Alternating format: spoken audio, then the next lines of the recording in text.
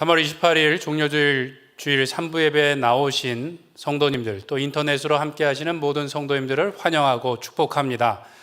특별히 오늘 이 앞쪽에 앉으신 분들 축복합니다. 앞자리가 불편하실 텐데도 성도님들을 위해서 앞에 나와 주셔서 감사합니다. 오늘은 말씀드린 것처럼 종료주일입니다. 예수님께서 십자가를 지시기 위해서 예루살렘 성에 입성하신 것을 저희가 기념하는 주일입니다. 영어로는 팜 선데이라고 그러는데요, 그것은 예수님을 환영하던 사람들이 종려나무 가지를 흔들면서 또 바닥에 깔면서 환영했기 때문입니다. 그런데 사실 오늘 본문의 여러 내용들은 그 역설적인 장면들이 많이 있습니다. 예수님께서는 많은 사람들의 환호 가운데 예루살렘에 입성하셨습니다.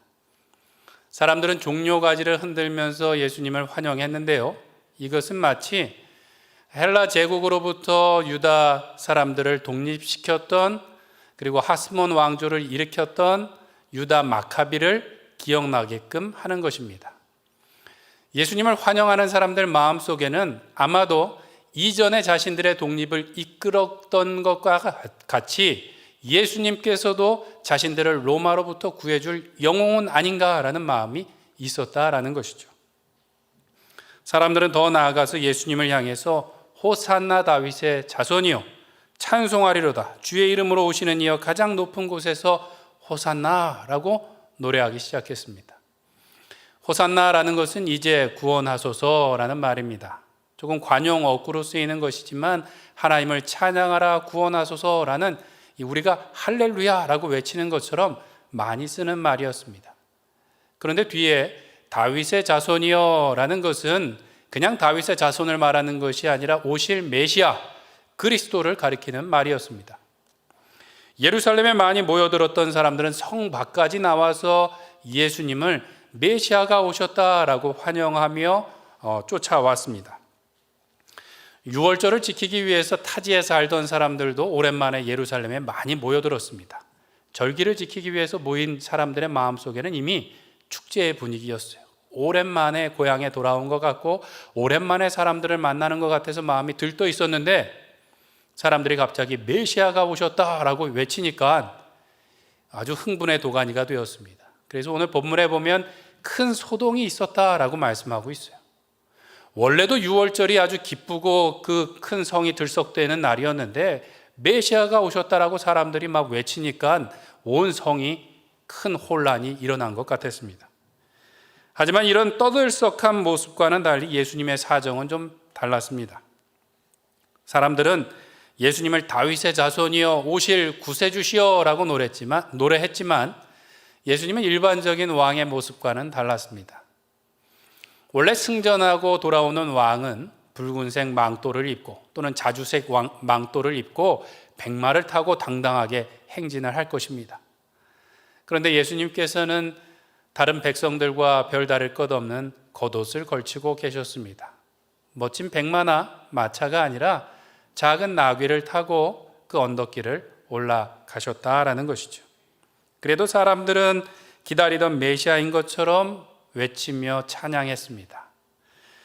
그런데 10절에서 11절에 보면 타지에서, 아주 멀리에서 예루살렘에 오랜만에 온 사람들은 예수님이 누구인지 잘 몰랐던 것 같습니다. 그래서 저가 누구냐라고 물었더니 예수님을 따라가면서 외치던 사람들이 이렇게 대답했습니다. 나사렛으로부터 나온 선지자 예수니라라고 말했다는 것이죠. 이상하죠? 그 전까지는 다윗의 자손이여 호산나라고 외치다가 누구냐고 물었더니 나사렛에서 나온 선지자 예수라고 대답했습니다. 그들은 사실 정확하게 예수님이 메시아인 줄은 알지 못했다라는 것이죠. 오늘 본문을 사람들은 승리의 입성이다라고 말을 합니다. 그런데 실상 예수님의 입장에서는 이제 고난의 시작이었고 죽음을 위한 준비였습니다. 그러면 왜 이렇게 역설적인 상황이 진행된 것일까요? 4절에 보니까 이렇게 말씀합니다. 우리 한번 같이 읽겠습니다. 이는 선지자를 통하여 하신 말씀을 이루려 하심이라 일러스되 아멘. 예수님께서 성경을 이루시기 위해서 의도하셨다라고 성경은 말씀하고 있어요. 특별히 마태는 스가랴 9장 9절의 말씀을 직접 인용해 놓고 있습니다. 시온의 딸에게 이르기를 내 왕이 내게 임하나니 그는 겸손하여 나귀 곧 멍에 매는 짐승의 새끼를 탔도다 하라. 예수님께서는 이 기록된 예언의 말씀, 하나님께서 이미 기록하신 그 말씀을 성취하시기 위해서 나귀를 골라서 타고 입성하셨다라는 것이죠. 예수님께서는 분명 왕은 왕이신데 어떤 왕이신가? 겸손의 왕이라고 성경에 기록하고 있고, 예수님은 그렇게 사역하고 이제 마지막 길도 가신 것입니다. 바로 앞에 20장에 보면 예수님이 이제 십자가를 지시기 얼마 남지 않았는데 제자들 안에는 또 싸움이 벌어졌습니다. 누가 크냐라는 것이었죠. 그때 예수님께서는 제자들에게 너희 중에 누구든지 크고자 하는 자는 너희를 섬기는 자가 되고 너희 중에 으뜸이 되고자 하는 자는 너희의 종이 되어야 할 것이다 라고 말씀하셨습니다. 예수님께서는 말씀만 그렇게 하신 것이 아니라 친히 제자들의 발을 씻기며 겸손의 본을 보여주셨습니다. 그런데 무엇보다도 예수님의 겸손은 하나님께서 기록하신 그 말씀에 순종하여 한 걸음 한 걸음 따라가신 그 순종이었는 줄 믿습니다. 하나님이신 예수님께서는 자신의 계획과 방법과 능력으로 일하지 않으셨습니다.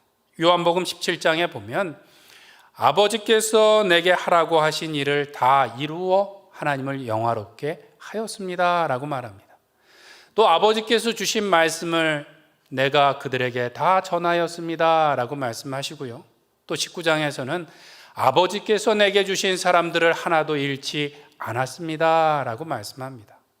예수님은 자신의 뜻과 방법대로 능력으로 일하신 것이 아니라 하나님의 말씀을 따라 늘 순종하며 일하셨는 줄 믿습니다. 그래서 오늘 본문에도 보면 나귀를 타고 겸손의 왕으로 예루살렘에 오셨습니다. 그리고 그 예루살렘에서 십자가에 고난받고 죽으신 줄 믿습니다. 그러나 그것이 초라해 보이고 조롱받고 지는 것 같은 자리였지만 오히려 그 십자가가 최고의 승리이며 하나님께 영광의 자리가 된 줄로 믿습니다. 우리의 인생도 이러한 역설의 연속일 때가 있습니다. 나는 열심히 달려온 것 같습니다. 옆도 돌아보지 않고 뒤도 돌아보지 않고 열심히 일하고 공부하고 달려온 것 같아서 멈춰서 돌아보니까 멀리 온 줄 알았더니 제자리에 있는 것 같을 때가 있습니다. 사업을 조금만 신경 써서 세우고 나면 또 내가 열심히 일해서 승진하고 돈을 조금만 더 모으면 다 행복할 줄 알았습니다. 그런데 멈춰서서 돌아보니까 정작 더 중요한 것을 잃어버리고 내리막길로 접어든 나 자신을 발견할 때가 있다는 것이죠. 물론 반대의 경우도 있습니다. 한 곱이 한 곱이 언제 끝나나 정말 숨이 막혀오는 것 같은 인생길을 가고 가는데 어느 순간 고개를 들고 보니까 아무도 와본 적이 없는 높은 곳에 우뚝 서 있는 우리 자신을 발견할 때가 있다는 것이죠. 때로는 맨날 나만 당하는 것만 같고 내가 손해보는 것 같고 이렇게 지다가 끝나버리는 것 아닌가라는 생각이 들 때가 있습니다. 그런데 누군가는 그것을 기억하고 있더라는 것이죠.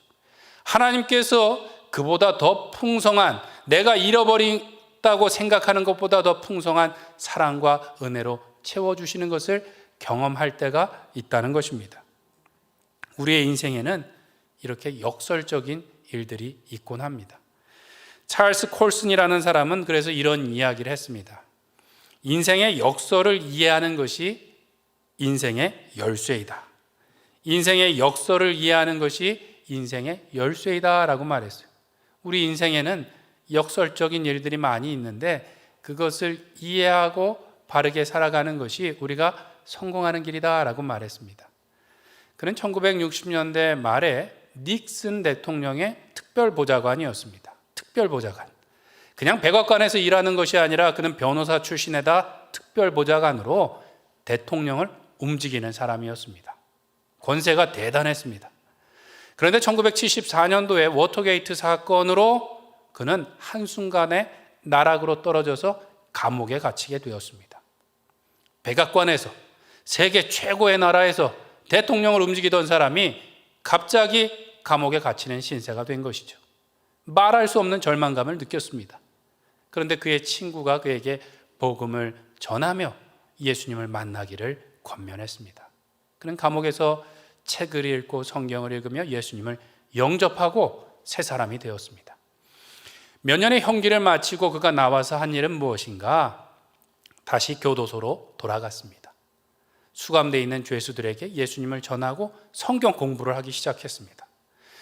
당시에 미국의 교도소의 재수감률이 50%였다고 합니다. 죄를 짓고 벌을 받아서 감옥에 갇혀 있으면 이제는 그러지 말아야지, 잘 살아야지 하고 나가서 들어오지 말아야 되는데 죄를 짓고 다시 들어오는 비율이 50%였다고 합니다.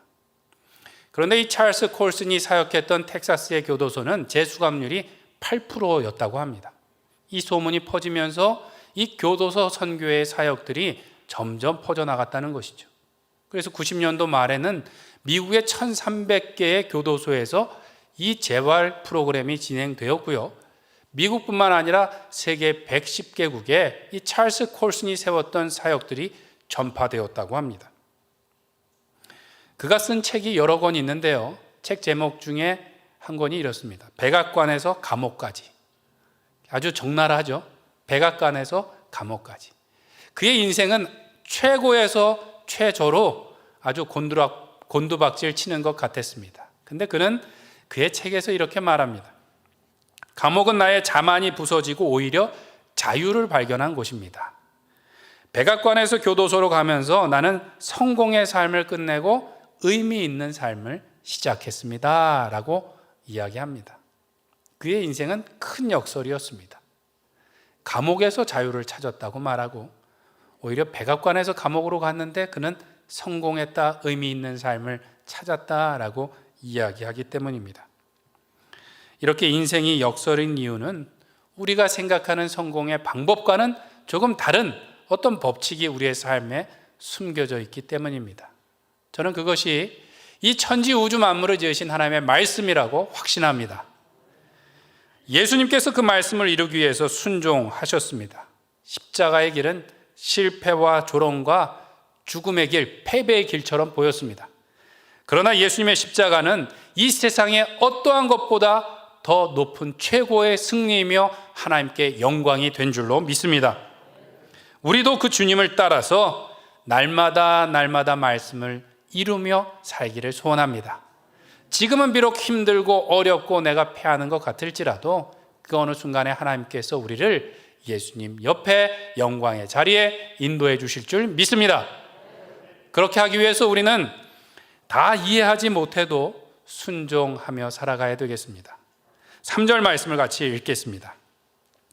만일 누가 무슨 말을 하거든 주가 쓰시겠다 하라. 그리하면 즉시 보내리라 하시니 아멘. 오늘 본문에는 순종의 사람들도 여러 명 나옵니다. 그 중에서 이 나귀의 주인이 그러했는데요. 예수님께서는 이 예루살렘에 들어가시는데 특별히 뭔가를 준비하셔요. 감람산 그 너머에 있는 벳바게라는 동네로 제자 2명을 보내십니다. 그곳에 가면 사람이 타지 않은 나귀 새끼가 있을 텐데 그것을 끌어서 데려오라 라고 말씀하셨어요. 정확히 나귀가 어디에 있는지 누구네 집 나귀인지 예수님이 말씀하지 않으셨습니다.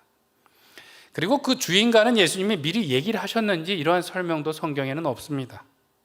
그저 누가 묻거든 주가 쓰시겠다 하라 그렇게 말하고 가져오라는 것이죠.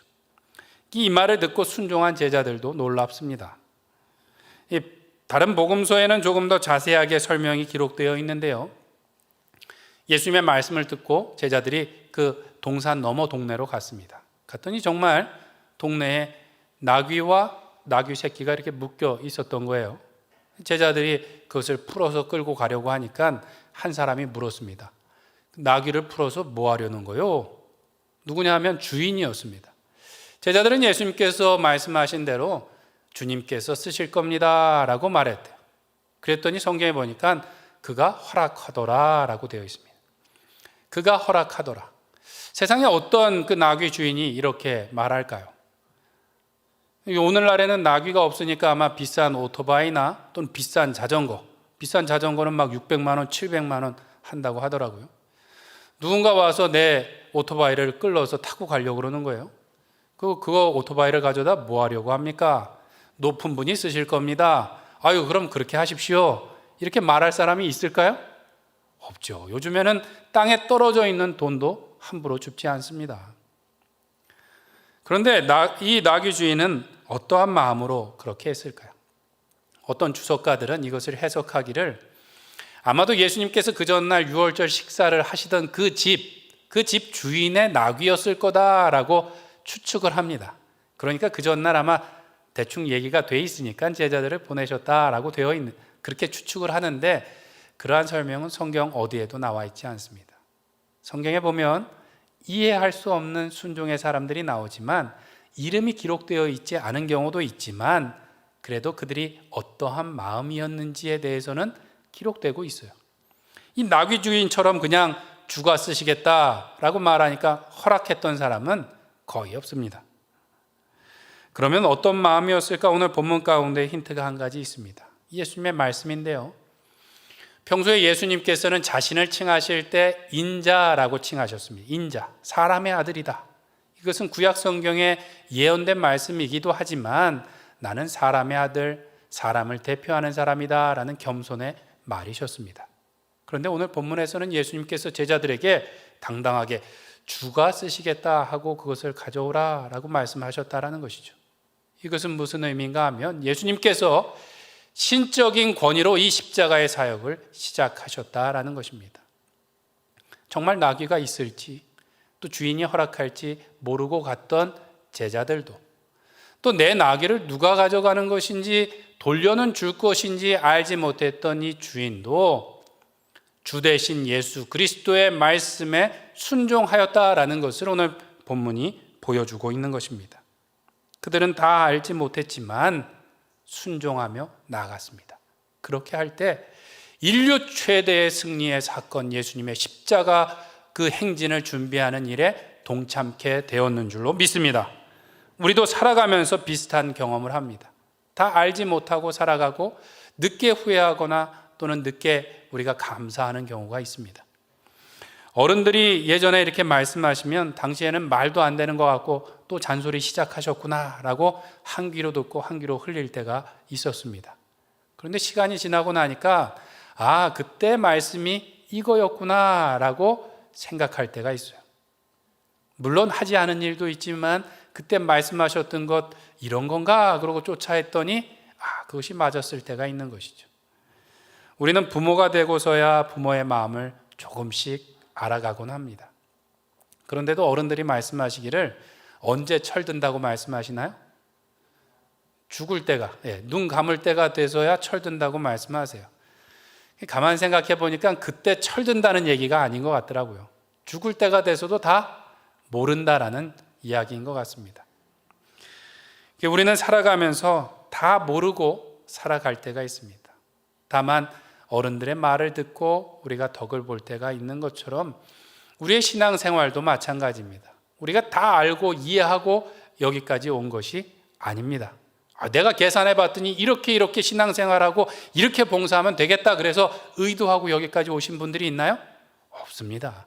하나님의 은혜로 여기까지 왔고 우리를 이끌어줬던 믿음의 선배들이 있었기 때문에 여기까지 온 줄로 믿습니다.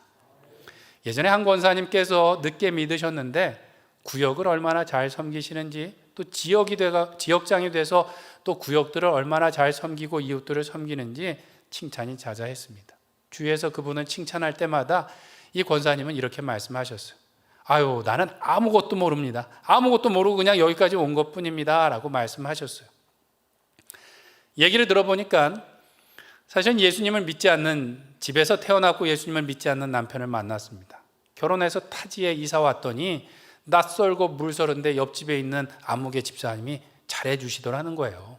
고마운 마음에 교회 한번 가자 그런 거를 몇 번 거절하다가 한 번 쫓아 나오신 겁니다. 근데 교회 갔더니 막 환영을 해주면서 무슨 교육을 받아야 된다 그래서 교육받고 세례받고 그 다음에 직분을 주셔갖고 일을 하다가 보니까 권찰을 하라는 거예요. 저는 그런 거 못합니다. 그랬더니 아무것도 할 것이 없다고 그냥 이름만 써놓는 거라고 그래서 했더니 뭐 그랬나요? 성도들이 아플 때 쫓아가고 또 성도들이 어려울 때 같이 구역장님 쫓아가서 가다 보니까 자연스럽게 그 다음에 뭐가 되셨을까요? 구역장이 되셨죠. 구역장이 되고 그 다음에 지역장이 되고 권사가 돼서 더 많은 일들을 맡기게 되더라는 겁니다. 또 다른 봉사를 부탁을 드리면 꼭 그렇게 말씀하세요. 목사님, 저는 아무것도 모릅니다. 특히 성경을 저는 몰라서 그 일을 할 수가 없어요. 이렇게 말씀하세요. 그 말씀이 맞을까요? 틀릴까요? 맞아요. 잘 모르고 그냥 순종하면서 거기까지 왔더니 하나님께서 더 많은 사람들을 섬길 수 있는 자리에 보내신 줄 믿습니다. 그 권사님이 성경을 잘 모르신다는 말씀도 맞습니다. 성경에 대해서 무지하다는 말씀이 아니에요. 학자처럼 성경을 많이 아는 것은 아닙니다. 그렇지만 성경 말씀 그대로 한 말씀 한 말씀 그대로 순종하며 나왔더니 하나님께서 더 큰 은혜를 누리고 나누는 자리에 부르신 줄로 믿습니다. 우리도 하나님의 말씀이 다 이해되지 않아도 주님을 따라 순종해 나갈 때 하나님께서 더 큰 섬김의 자리, 은혜의 자리로 우리를 이끌어 주실 줄 믿습니다. 또 우리는 다 이해하지 못해도 찬송하면서 나가야 되겠습니다. 우리 9절 말씀을 한번 같이 읽겠습니다. 앞에서 가고 뒤에서 따르는 무리가 소리 높여 이르되 호산나 다윗의 자손이여 찬송하리로다. 주의 이름으로 오시는 이여 가장 높은 곳에서 호산나 하더라. 아멘. 아까 말씀드린 것처럼 예수님은 좋은 옷을 입고 계시지 않았습니다. 사람들 안에 섞여 있으면 찾지 못할 정도로 똑같은 옷을 입고 계셨습니다. 그런 겉옷을 입고 무엇을 타셨는가? 그냥 나귀도 아니고 작은 나귀를 타셨어요. 예루살렘으로 올라가는 길은 언덕길입니다. 그 언덕길을 저처럼 큰 사람이 나귀를 타고 올라가는 모습이 어땠을까요? 그렇게 멋있어 보이지는 않았을 겁니다. 뒤뚱뒤뚱 올라가는데 사람들은 그래도 호산나 다윗의 자손이여 높은 곳에서 하나님께 영광이라고 찬양하며 노래했습니다. 이 노래는 사람들이 예수님을 메시아로 정확하게 알고 부른 것은 아니었습니다. 11절에 말씀하는 것처럼 그들은 예수님을 나사렛에서 나온 위대한 선지자 예수라고 말했습니다. 그래도 다윗의 자손이라고 그들이 노래했던 이유는 무엇인가? 이스라엘 백성들 마음속에는 열망이 있었습니다. 열망. 하나님께서 언젠가는 구원해 주실 거야. 하나님께서 메시아를 보내주실 거야 라는 그 열망이 있어서 그 위대한 선지자인 것처럼 보이는 예수님을 향하여 호산나, 혹시 메시아일지 모르겠다, 혹시 그리스도일지 모르겠다, 혹시 우리를 이 로마로부터 구원해 줄 영웅일지 모르겠다라는 의미에서 호산나 다윗의 자손이요 라고 노래한 것이죠. 그것도 그들이 그냥 지어서 부른 것이 아닙니다. 시편 118편에 보면 그와 같은 찬양이 나오는데 이스라엘 백성들이 그것을 인용해서 하나님 앞에 찬양을 한 겁니다. 예수님께서도 이런 사람들의 마음을 잘 알고 계셨어요. 이 사람들이 예수님을 정확하게 메시아로 알고 찬양하지 않았다는 것을 알고 계셨어요.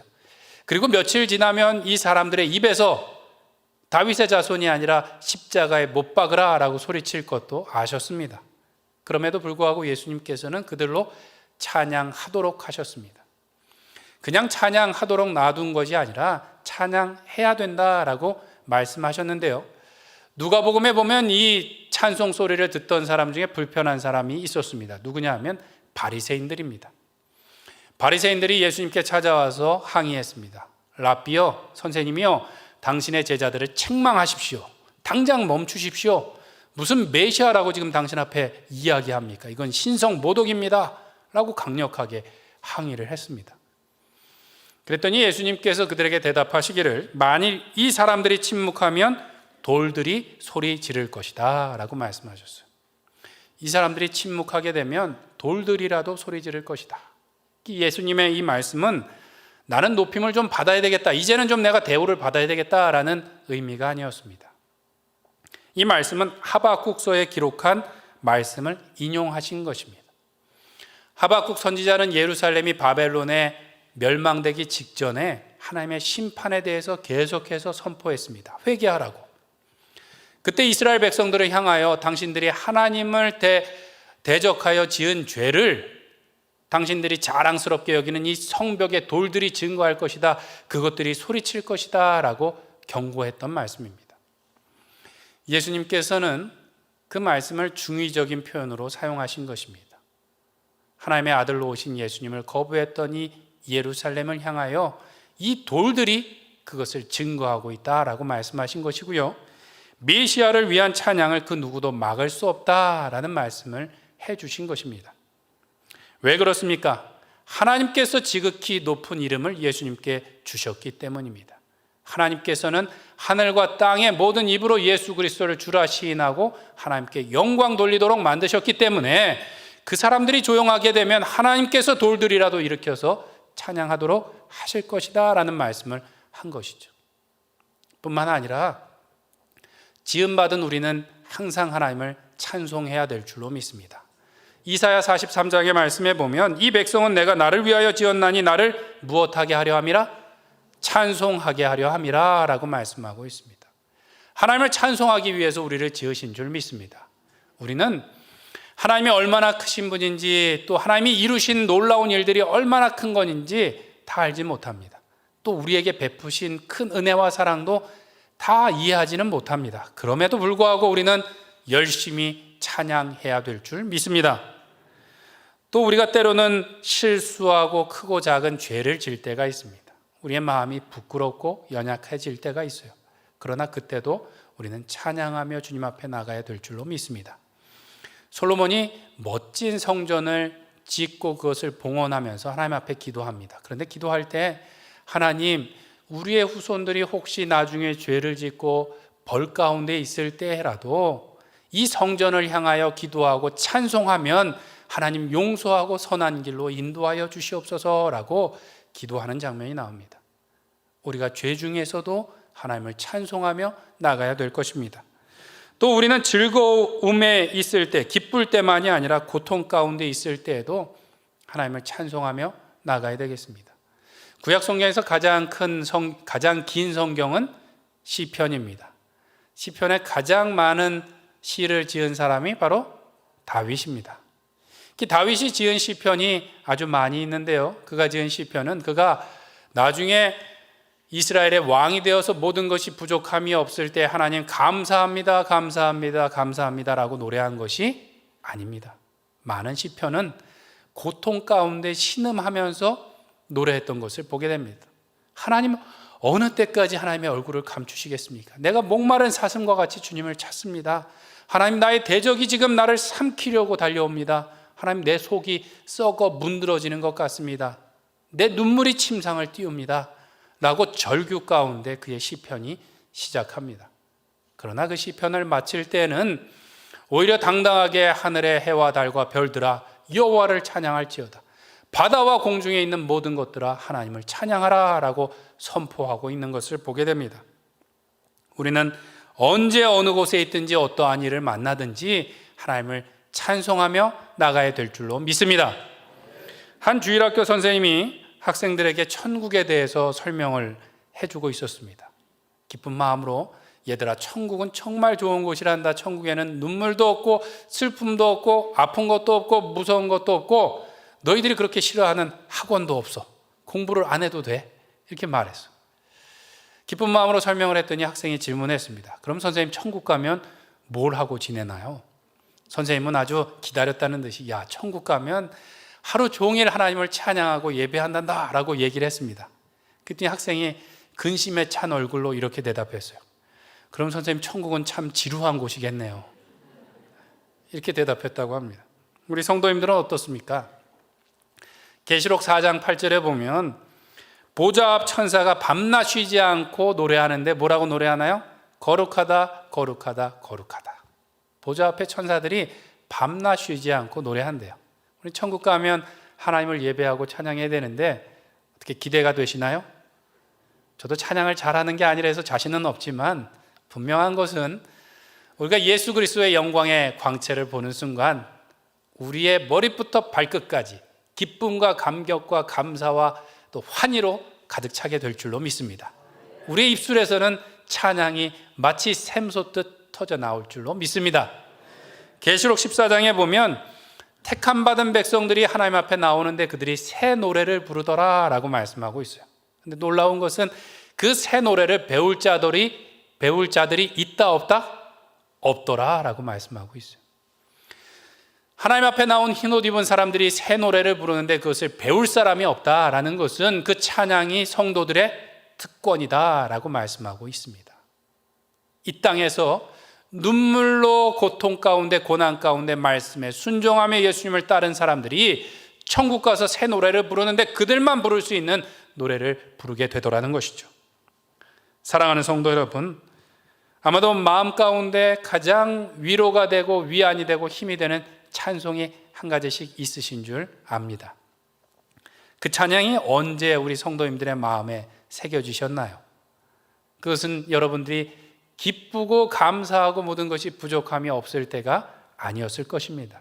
오히려 가장 힘들고 어려울 때, 도무지 하나님의 뜻이 무엇인지 몰라서 바닥에 내려간 것 같은 그때에 우리의 마음속에서 울려 퍼진 찬송인 줄 믿습니다. 비록 우리가 하나님의 뜻을 다 알지 못해도 독생자 예수님을 아끼지 않은 그 하나님께서 우리에게 반드시 선을 이루실 것을 믿고 오늘도 찬송하며 하나님께 영광 돌리시는 우리 모든 로뎀교회 성도님들 되시기를 축원드립니다. 오늘은 종료주일이고 이제 내일부터는 고난주간이 시작되어집니다. 똑같은 고난주간을 아마 수십 번쯤 지나신 줄 압니다. 머리가 희끗희끗하신 분들은 아마 70번 이렇게 지나셨을 것 같아요. 고난주간을 그렇게 여러 번 지나시면서 이제는 거반 예수님의 그 고난을 이해하시게 되셨나요? 그러시지 않으시죠. 아마 우리는 조금 알고 있는 것 같습니다. 우리는 올해도 그 고난주간을 지나면서 조금 더 예수님의 고난과 그 사랑을 배워가기를 소원합니다. 그것은 책을 읽어서 배울 수 있는 것이 아닙니다. 예수님께서 그 책에 기록된 말씀대로 순종하며 나가셨던 것처럼 우리도 이 성경책에 기록된 그 말씀을 따라 순종하며 나가길 소원합니다. 이번 고난주간에도 우리는 한 끼씩 금식하려고 합니다. 금식하고 그 금액을 모아서 특별 헌금을 해주시면 우리 방화동 지역에 있는 불우한 이웃들과 나누도록 하겠습니다. 또 안타깝지만 이번 부활절에도 성찬식은 없습니다. 당회에서 논의하면서 우리가 어떻게든 할 수는 있었을 것 같은데요, 방역 지침을 지키고 우리가 사회에 덕을 끼치는 것이 옳겠습니다라고 의견을 모았고요, 오히려 그 금액이 작더라도 예수님의 살과 피를 준비했던 그 비용을 성도님들의 헌금과 합쳐서 우리의 이웃들과 나누는 게 좋겠습니다라고 의견을 모았습니다. 바라기는 예수님의 살과 피로 우리가 생명을 얻은 것처럼 우리의 작은 사랑으로 우리도 생명을 전하기를 소원합니다. 우리의 작은 실천이지만 순종이지만 그것을 통해서 우리의 이웃들에게 생명과 예수님의 사랑이 전해지는 이 고난주간 또 부활절이 되시기를 간절히 축원드립니다. 우리 이 시간 함께 기도하도록 하겠습니다. 기도하실 때 주님, 우리가 다 이해하지 못해도 순종하며 예수님을 따라가게 하여 주시옵소서. 우리가 다 이해하지 못해도 우리를 위하여 고난당하시고 십자가를 지신 예수님을 찬양하며 나가게 하여 주시옵소서. 우리가 순종하며 찬양함으로 주님을 따라가며 예수님의 고난을 배우게 하여 주시옵고 예수님의 사랑을 배우게 하여 주시옵고 예수님의 섬김을 배우게 하여 주시옵고 하나님의 자녀 되게 하여 주시옵소서. 우리 합심해서 기도하겠습니다. 사랑이 많으신 하나님 아버지, 오늘도 주님을 하나님을 아버지라 부르며 주님 앞에 예배합니다. 하나님, 오늘도 말씀을 따라 순종하셨던 예수님을 본받게 하여 주시옵소서. 주님을 따라 한 걸음 한 걸음 나아가는 가운데 우리의 마음이 우리의 손과 발이 예수님 닮게 하여 주시옵소서. 주님께서 살과 피를 우리에게 주신 것처럼 하나님, 우리의 사랑을 우리의 이웃들과 나누게 하여 주시옵소서. 우리가 다 이해하지 못하지만 오늘도 하나님의 크신 영광을 찬양하게 하여 주시옵소서. 우리가 다 이해하지 못하지만 하나님께서 우리에게 베푸신 놀라운 사랑을 찬양하며 나가는 주의 백성 되게 하여 주시옵소서. 하나님, 코로나로 어려운 이 기간 우리는 고난주간과 부활절을 맞이합니다. 주님, 이때에 우리의 이웃 가운데 이 세상 가운데 빛과 소금이 되며 생명이 되는 주의 자녀 되게 하여 주시옵소서. 우리의 작은 헌신, 우리의 작은 순종일지라도 예수님을 만나게 하여 주시옵고 예수님을 배우게 하여 주시옵고 우리의 이웃들에게 예수님의 생명이 되어지는 우리 로뎀교회 모든 성도님들 주님의 교회가 될 수 있도록 인도하여 주시옵소서. 사랑이 많으신 하나님 아버지, 거룩한 주일 우리를 주님 앞에 불러주시고 하나님을 감히 아버지라 부르며 예배할 수 있는 큰 은혜를 주신 것을 감사합니다. 오늘도 우리는 하나님의 은혜를 다 알지 못하오나 주님의 말씀에 순종하기를 작정하며 나갑니다. 오늘도 하나님의 큰 사랑을 다 알지 못하오나 오늘도 찬송하며 주님 앞에 나가기를 소원합니다. 예수님 닮게 하여 주시옵고 예수님과 같이 이 땅에 생명이 되는 주님의 권속되게 인도하여 주시옵소서. 예수님의 이름으로 기도드립니다. 아멘.